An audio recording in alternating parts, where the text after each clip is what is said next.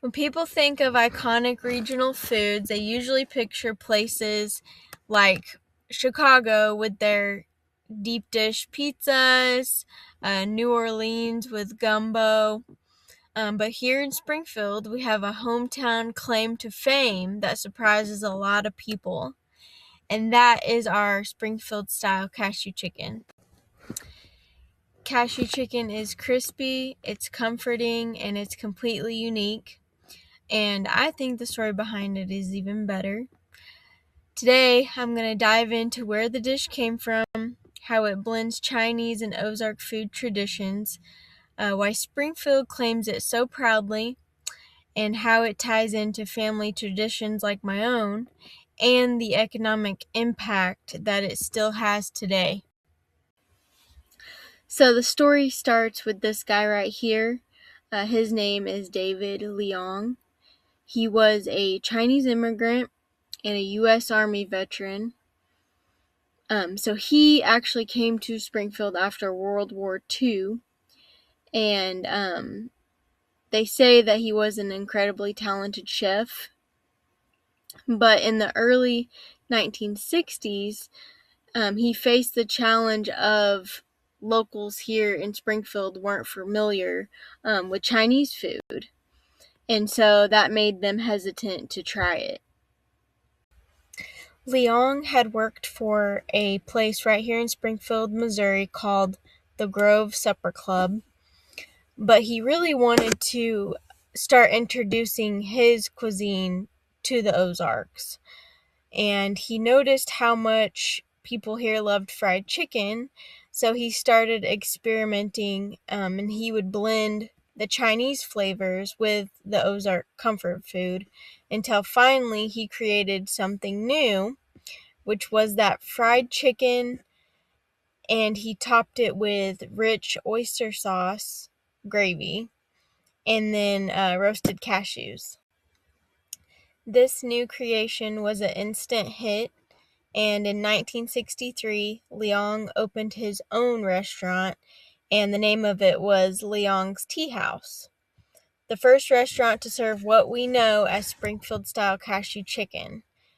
The dish quickly spread, and by the 1970s, hundreds of restaurants in this area, they were serving their own variations of the cashew chicken.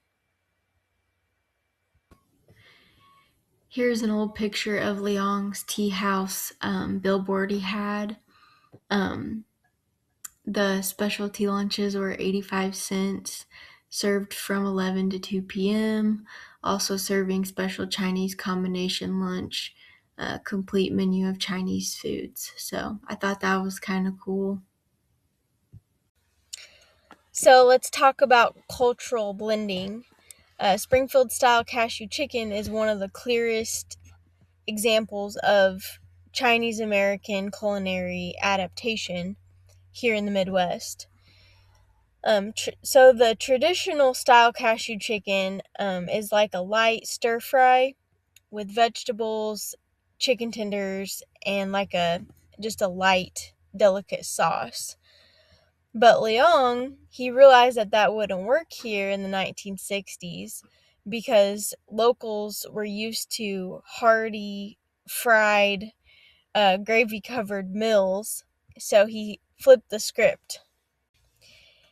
Instead of stir-frying the chicken, he deep-fried it, and then instead of using a light sauce, he made a thick, brown gravy using that oyster sauce that I had mentioned earlier and chicken stock. And then instead of mixing the cashews in the dish, he just sprinkled them on top, kind of like this picture behind me here. So instead of this being just a recipe, it was more of a bridge between cultures because Leong was honoring his Cantonese roots while adapting to Ozark taste, creating that dish that felt new and familiar to the people here.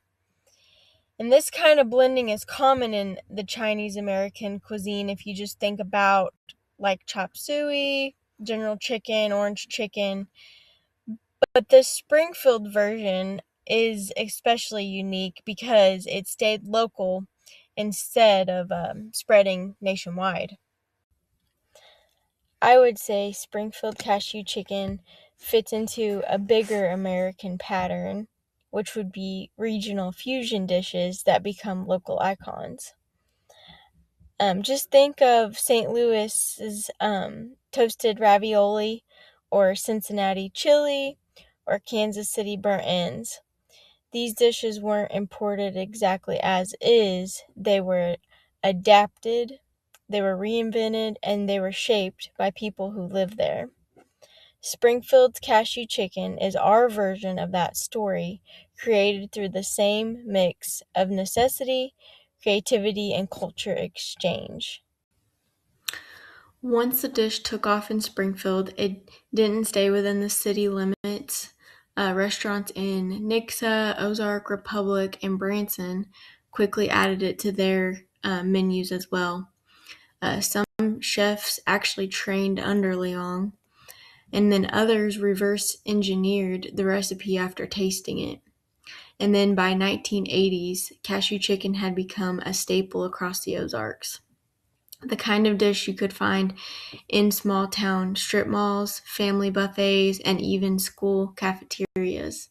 I remember having cashew chicken in my school cafeteria. Today, Springfield style cashew chicken is more than just a menu item. It's part of the city's identity. More than 50 restaurants here in the area serve their own versions, from classic to creative. The dish stayed local for decades. Partly because Springfield is so far away from like the coastal cities where Chinese American food usually trends and spreads, instead of becoming a national chain item. It became a point of local pride. The Springfield Convention and Visitor Bureau even created a cashew chicken trail. I've got it behind me here. So what that is, it's a self-guided tour where people can try different versions here around the city. And it celebrates the dish as something uniquely ours, something that represents Springfield's history, diversity, and creativity. One thing that stood out to me while researching this dish is how food becomes a language of belonging. Leong didn't just adapt a recipe, he adapted himself to a new community, and the community met him halfway by embracing his creation. That blending of cultures is something we often overlook, but it's woven into the food we love. For many families in the Ozarks, including mine, cashew chicken is more than just a food, it's a tradition. Growing up, every Friday night, me and my cousins would stay the night at my grandma's house, and she would take us to Golden Dragon here in Ozark, Missouri, to eat every Friday night.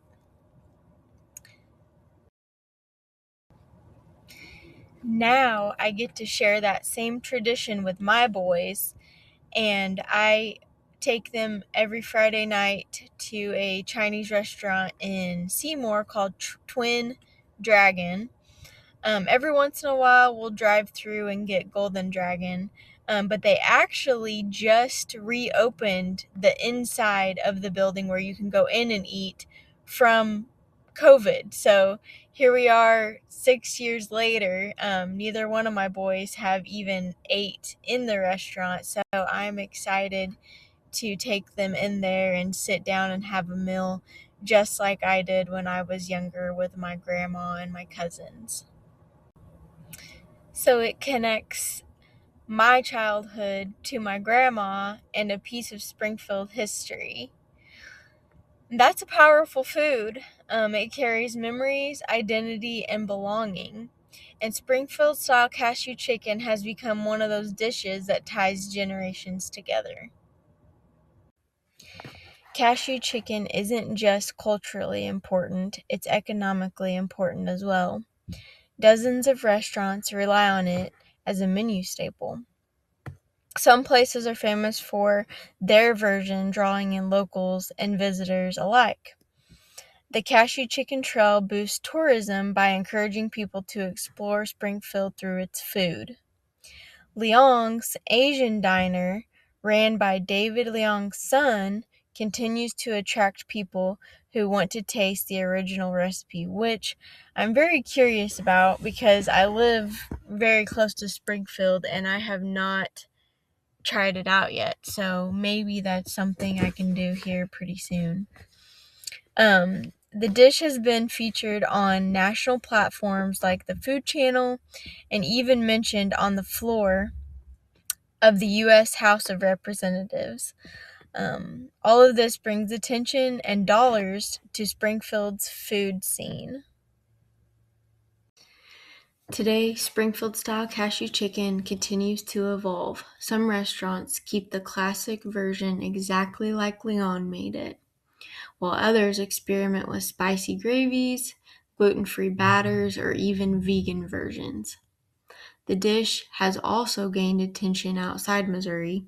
You can now find it in places like Kansas City, St. Louis, and even a few spots out of the state. But no matter where it goes, Springfield remains its home. Springfield-style cashew chicken is more than just a recipe. It's a story of immigration, adaptation, resilience, and pride. It's a dish that could only have been created here by a chef who blended his heritage with the taste of the Ozarks, and by a community that embraced it as its own. Whether you're a lifelong local or just passing through, trying Springfield-style cashew chicken is a rite of passage and a delicious way to experience the heart of the Ozarks.